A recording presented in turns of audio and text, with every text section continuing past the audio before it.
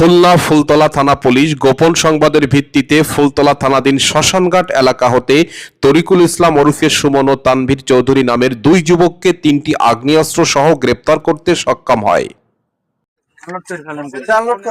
আমাদের এখানে অস্ত্র উদ্ধার হয়েছে। অস্ত্র কয়টা উদ্ধার হয়েছে?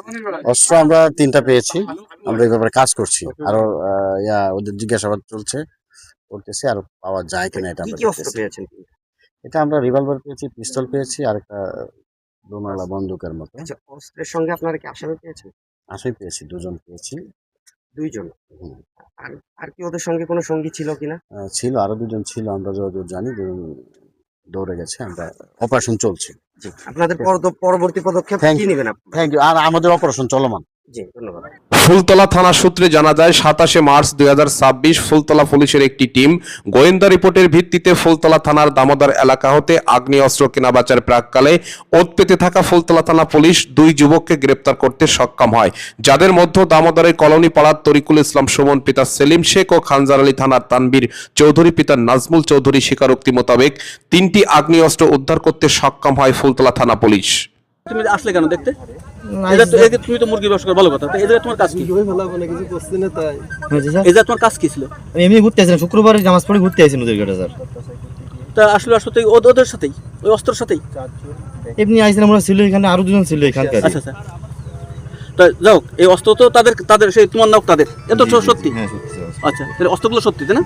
আর এবং এই জায়গাতেই উদ্ধার, পুলিশ তো দিয়ে দিনি? না না। আচ্ছা, তাহলে তোমরা যারা ছিলে একসাথে, অস্ত্রগুলো তাদের, তোমার না হোক তার, তাই তো? তোমরা কয়জন ছিলেন? 4জন ছিল। আর যে 2জন, ওদের নামটা একটু যদি বলো। ওদের নামটা হচ্ছে, একজনের নাম হচ্ছে আপনার রাজু, আর হচ্ছে রিফাত নাম বলছিল আর কি, রিফাত। কারণ অরিজিনাল নাম তো আসলে সবাই বলে না এই লাইনে। আরেকজন কি? দামোদরের নদীর ঘাটে আগ্নেয়াস্ত্র কেনাবেচার সময়কালে রাব্বি রিফাত নামে দুই যুবক উপস্থিত ছিল, যারা পুলিশের উপস্থিতি টের পেয়ে ঘটনাস্থল থেকে পালিয়ে যেতে সক্ষম হয়, যেমনটি বলল গ্রেপ্তারকৃত দুই যুবক।